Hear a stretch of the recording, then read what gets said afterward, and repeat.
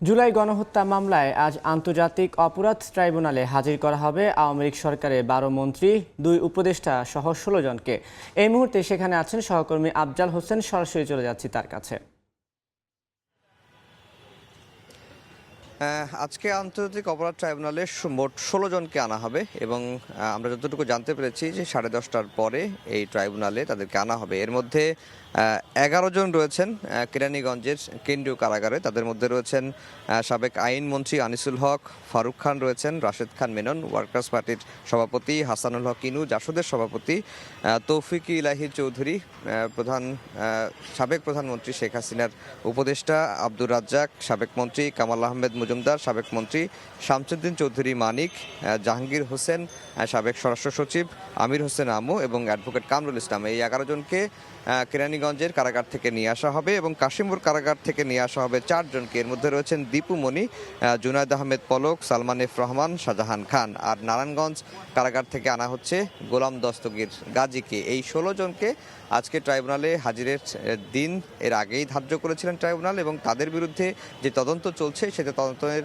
অগ্রগতি রিপোর্টও প্রসিকিউশনকে দাখিল করতে বলা হয়েছে। প্রসিকিউশনের তরফ থেকে যেটি জানানো হয়েছে যে তারা আজকে হয়তো তদন্তের রিপোর্ট দাখিলের সময় চেয়ে আবারও একটি আবেদন করবেন এবং সংক্ষিপ্তভাবে একটি অগ্রগতি রিপোর্টও দাখিল করা হবে। এবং আজকে প্রধান আসামি হিসেবে একটি মামলায় শেখ হাসিনার বিরুদ্ধে যে তদন্ত চলছে সেই তদন্তের অগ্রগতিও কিন্তু ট্রাইব্যুনালের প্রসিকিউশন আজকে জানাবেন ট্রাইব্যুনালকে। এবং যেহেতু শেখ হাসিনা ভারতে পালিয়ে রয়েছেন এবং সেখানে অবস্থান করছেন, তাকে ফিরিয়ে আনতে ইন্টারপোলের রেড নোটিশ জারির বিষয়টি প্রক্রিয়াধীন রয়েছে এবং বাকি যে আসামি রয়েছেন যারা এখনও পলাতক রয়েছেন তাদেরকে গ্রেফতারের কি অগ্রগতি সেসব সামগ্রিক বিষয়গুলো নিয়েই কিন্তু ট্রাইব্যুনালের প্রসিকিউশন আজকে আন্তর্জাতিক অপরাধ ট্রাইব্যুনালে তুলে ধরবে। এবং জুলাই আগস্টের গণহত্যার মোট ৪টি মামলার বিচারাধীন রয়েছে এবং বিচার চলছে। এর মধ্যে বড় দুটি মামলার মধ্যে এই দুটি মামলাই খুবই উল্লেখযোগ্য। একটি মামলা শেখ হাসিনার বিরুদ্ধে, তিনি শুধুমাত্র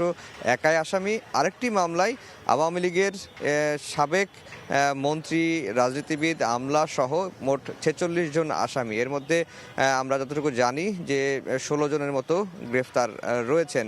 আর আরেকটি মামলা রয়েছে, সেই মামলায় পুলিশের ঊর্ধ্বতন কর্মকর্তাদের আসামি করা হয়েছে। সেই মামলায় কিন্তু পুলিশের মহাপরিদর্শক আসামি। সেই মামলার তারিখও আগামী ২ দিন পরেই কিন্তু রয়েছে। আজকে এই ১৬ জনকে আনা হবে এবং আনার পরে প্রসিকিউশনের তরফ থেকে যদি কোনো আবেদন থাকে সেটি দাখিল করা হবে এবং তদন্তের অগ্রগতি রিপোর্ট দাখিলের জন্য একটি সময় চাওয়া হবে, এমনটি কিন্তু আমরা জানতে পেরেছি। এই ছিল আন্তর্জাতিক অপরাধ ট্রাইব্যুনাল থেকে আমার কাছে সবশেষ খবর। এতক্ষণ সরাসরি যুক্ত ছিলাম আন্তর্জাতিক অপরাধ ট্রাইব্যুনালে।